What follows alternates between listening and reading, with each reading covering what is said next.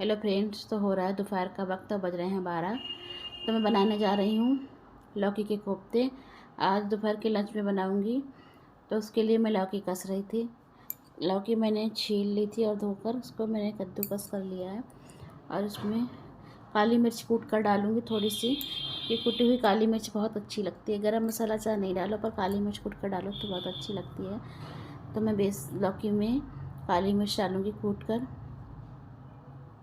थोड़ी सी मिर्च डालूँगी, हींग डालूँगी और बेसन और नमक, और बेसन मिलाकर इनकी पकौड़ी बना लूँगी। उधर कढ़ाई में मैंने तेल भी गर्म होने के लिए रख दिया है। तो तेल भी गर्म हो गया था, इसमें डालती मैंने हींग कूट कर। थोड़ी सी हींग अच्छी वाली रखी है, इसमें बहुत थोड़ी सी ही पड़ती है, वही वाली मैंने कूट कर डाल दी है। थोड़ी सी लाल मिर्च डाल लूँगी और बस। तो यहाँ पर अक्षत आए थे तो मैं अक्षत सिखा रही थी, लाइट है इसको निकाल कर तो दरवाजे पर लगा दो, क्योंकि वीडियो बनाते समय फिर रोशनी कम पड़ती है। तो वही कर रहा था वो। और बेसन तो मैंने एक बार में ही छान कर, आपने देखा था, डिब्बे में कर लिया है। तो इससे बार बार छानना नहीं पड़ता है और गिरता नहीं है, वरना जितनी बार छानो उतना बार गिरता है, तो फिर सफाई करते रहो। इसलिए एक बार में छान कर रख लेती हूँ। तो यहाँ पर मैंने मिला दिया है लौकी में बेसन। कच्ची लौकी में ही मिला लेती हूँ। और उबाल कर भी बनाते हैं लौकी, तो उबाल लेते हैं लौकी कस कर और फिर उसको निचोड़ कर उसमें बेसन मिला लेते हैं। पर मैंने तो कच्ची लौकी के ही बनाए हैं। तो इनके गोल गोल पकौड़ी बना लूँगी। और इस तरह से कोफ्ते बनाओ तो बहुत ही सॉफ्ट बनते हैं। पकौड़ी बिल्कुल ग्रेवी में घुल जाती हैं, टाइट नहीं रहती हैं, बहुत ही अच्छे बनते हैं कोफ्ते। तो यहाँ मैं सारी पकौड़ियाँ बना लूँगी। कुछ पकौड़ियाँ मैंने कढ़ाई में डाल दी हैं, कुछ मैंने इसको गोली बना कर रख ली हैं, जैसे बाद में बार बार हाथ बेसन ले होंगे और उठाकर डाल दूँगी। और चावल मैंने भिगो कर रख दिए थे। जब तक पकौड़ी वगैरह बनेंगे तब तक चावल भीग जाएंगे। तो पकौड़ी भी मेरी सिकने लगी हैं। तो और रोटी के लिए मैंने आटा भी लगा कर रख दिया, उधर चावल भी बनने के लिए रख दिए थे मैंने। और एक बार पकौड़ियाँ मेरी सिक गई थी और दोबारा डाल दी थी।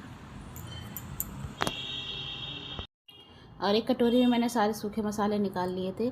धनिया पाउडर, हल्दी, मिर्च और थोड़ा सा गरम मसाला, सबका पेस्ट बना लिया था पानी डालकर। पेस्ट बना लो पानी डालकर तो मसाले अच्छे से फूल जाते हैं, तेल में अच्छी तरह से भुन जाते हैं, वरना सूखे मसाले डालो तो बहुत जल्दी जलने लगते हैं। तो पकौड़ियाँ मेरी बन गई हैं। थोड़ी पकौड़ियाँ कोफ्ते बनाऊंगी और थोड़ी पकौड़ियाँ, 2-4 पकौड़ियाँ अगर कोई खाने में लेगा तो ऐसे ही खा लेगा, इसलिए पूरी लौकी मैंने बना ली थी।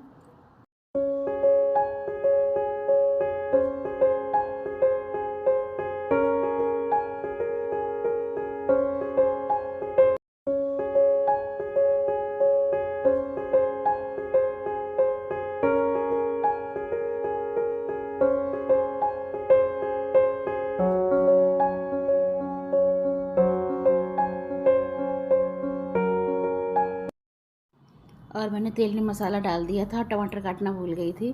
तो फिर नंदिनी को आवाज़ लगाई, क्योंकि मेरे हाथ आटे के हो रहे थे। मैं आटा भी लगाने लगी थी, तब तक पकौड़ी सिक गई थी। तो मैंने मसाला डाल दिया था भूनने के लिए, और नंदिनी को आवाज़ लगा दी थी कि नंदिनी आकर टमाटर काट दो। तो नंदिनी ने आकर टमाटर काट दिया था। तो मैं टमाटर को भी इसी में डालकर भून लूँगी अभी। बच्चे वैसे तो लौकी नहीं खाते हैं, पर कोफ्ते बना तो दोनों बच्चे खा लेते हैं। और लौकी भी अगर उबाल कर लहसुन वाली बनाओ तो बच्चे खा लेते हैं, सादा लौकी नहीं खाते हैं। अक्षत तो बिल्कुल नहीं खाता है, नंदिनी तो थोड़ी बहुत खा भी लेती हैं। और लहसुन वाली बनाओ तो बच्चे मन से दोनों ही खा लेते हैं। पर आजकल तो लहसुन प्याज बिल्कुल बंद है, और अब की 1 महीने की जगह सावन 2 महीने हैं। तो बच्चे बहुत ज़्यादा परेशान हो रहे हैं, रोज़ कहते हैं मम्मी बना लो। पर ऐसा नहीं हो सकता ना, जब नियम बनाया है तो बनाया है, इसलिए नहीं बनाएंगे 2 महीने तक लहसुन प्याज। इसलिए ज़्यादा कोई आपको रेसिपी भी नहीं दिखा सकती हूँ, क्योंकि कुछ रेसिपी ऐसी हैं जिनके लिए लहसुन और प्याज ज़रूरी है, उसके बिना तो बनी नहीं सकती हैं। फिर भी जहाँ तक होता है मैं आपको दिखाने की कोशिश करती हूँ। इतनी चीज़ें मैं बिना लहसुन प्याज के बना ही लेती हूँ अधिकतर, वो ज़रूर मैं आपको दिखाती हूँ। और अच्छी भी लगती हैं, ऐसा नहीं है, लेकिन खा रहे हैं तो फिर उसका स्वाद अलग ही लगता है। तो उधर मैंने तवे पर कस्तूरी मेथी डालकर भून ली थी, और इसमें डाल दिया है मैंने दही। कोफ्ते बनकर तैयार हो गए थे तो मैंने डाल दिया था दही, और इसमें कस्तूरी मेथी मैश करके डाल दूँगी, क्योंकि आजकल कस्तूरी मेथी में भी सीलन सी हो गई तो जल्दी तो भून के डालने पड़ती है, इससे अच्छे से मिक्स हो जाती है, वरना तो पत्तियाँ खड़ी खड़ी रहती हैं तो खाने में मुँह में आती हैं तो अच्छा नहीं लगता है। और खाना मैंने बना लिया था, सबने खा भी लिया था और टिफ़िन भी चला गया था। उसके बाद मैंने धोने लगी थी बर्तन, तो यहाँ पर मैं धो के रख दूँगी सारे बर्तन। हाथ के हाथ जितना काम निपट जाए उतना अच्छा रहता है, क्योंकि शाम को भी खाने की जल्दी रहती है। 7:30 बजे तक खाना भी बना कर देना पड़ता है अक्षत को। आजकल जल्दी जा रहे हैं, 8 बजे तक चले जाते हैं वो, इस चक्कर में। और कोई चीज़ तलो तो कढ़ाई कुछ ज़्यादा ही चिकनी हो जाती है नीचे से भी, तो वही मैं दोबारा साफ़ कर रही थी। और इधर सारे बर्तन मेरे धुल गए हैं।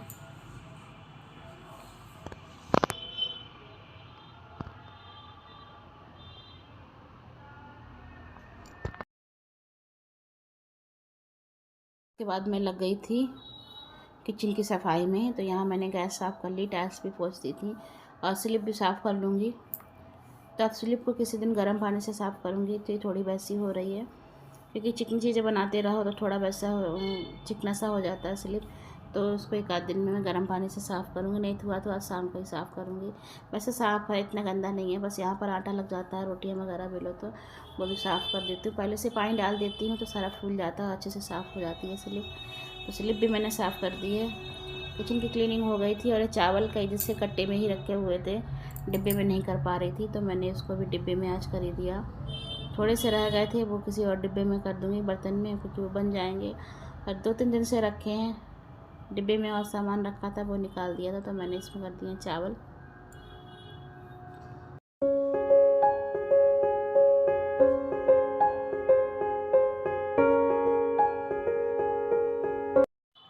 तो सारा काम हो गया था किचन का, बस झाड़ू लगाने को रह गई थी। झाड़ू लगा दूँगी और पोछा लगा दूँगी। बहरहाल में भी झाड़ू लगनी है, क्योंकि बाहर भी गंदा हो रहा है। और थोड़े से चावल रह गए थे, वो मैंने इस कटोरे में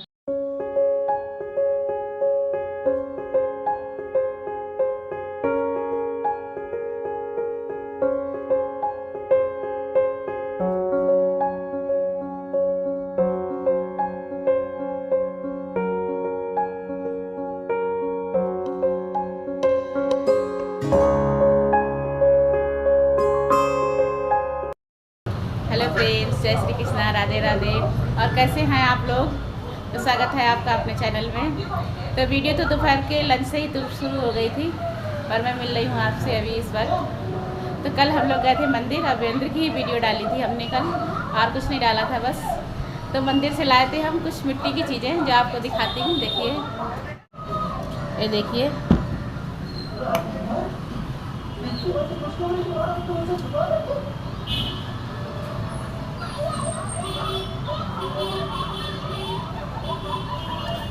इसमें ना मैं दीपक रख के जलाऊंगी। तो तुलसी जी के पास दीपक जलाती हूँ तो हवा चलती है तो बुझ जाता है। वैसे तो पीतल का था, पर वो खो गया था। अब दिवाली पर लाऊंगी पीतल की। तब तक ये मिट्टी का मिल गया, जो मुझे बहुत ही अच्छा लगा, तो मैं इसको ले आई और इसमें ही दीपक रख के जलाया करूँगी, तो बुझेगा नहीं। वरना हवा चलती है तो जलता ही नहीं है दीपक।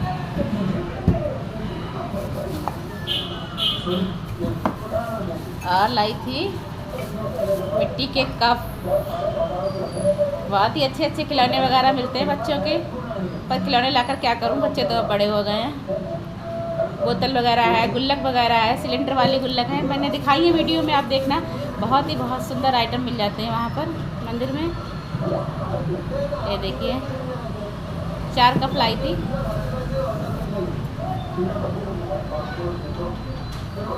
ये मिट्टी के बर्तन में, कुल्हड़ में या कप में चाय पीने में बहुत ही अच्छी लगती है, तो ले आए थे हम लोग।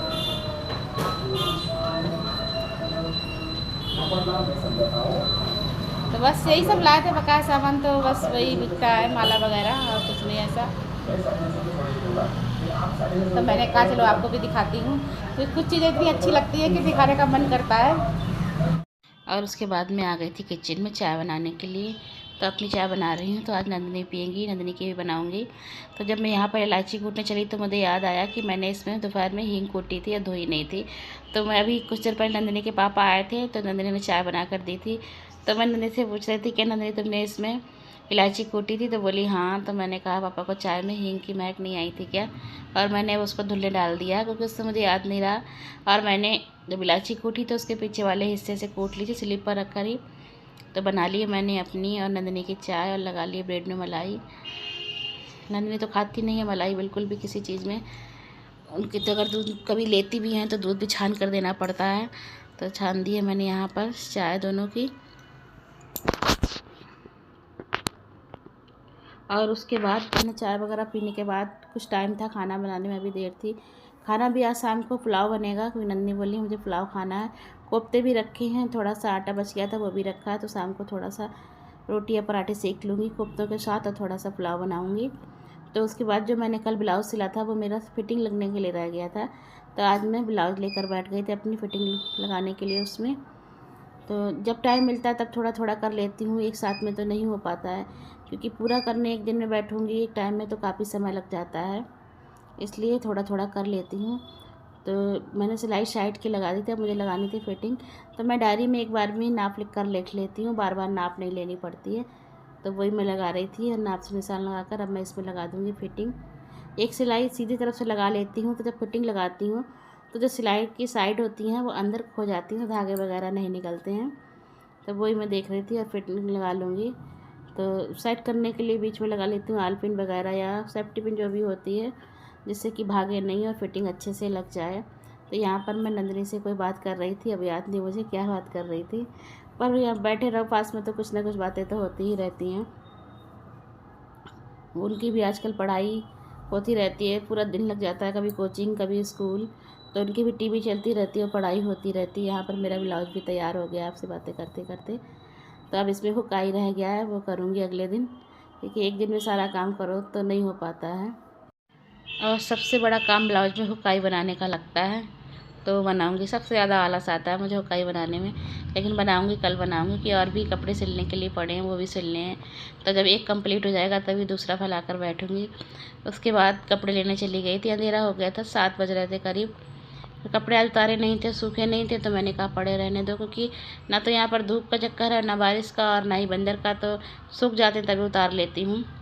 तो सूख गए हैं, इनको भी तय कर कर लगा दूँगी इनकी जगह पर, और उसके बाद बनाऊँगी पुलाव। और फिर उसके बाद मैं आ गई थी किचन में पुलाव बनाने के लिए, क्योंकि 8:30 बज गए हैं और नंदनी के पापा के भी आने का टाइम हो गया है। अक्षर तो ज़्यादा पुलाव वगैरह मन से नहीं खाते हैं, इसलिए उनके लिए मैंने सब्ज़ी पराठा बनाकर दे दिया था। और यहाँ पर निकाल लिया है मैंने पुलाव के लिए सामान।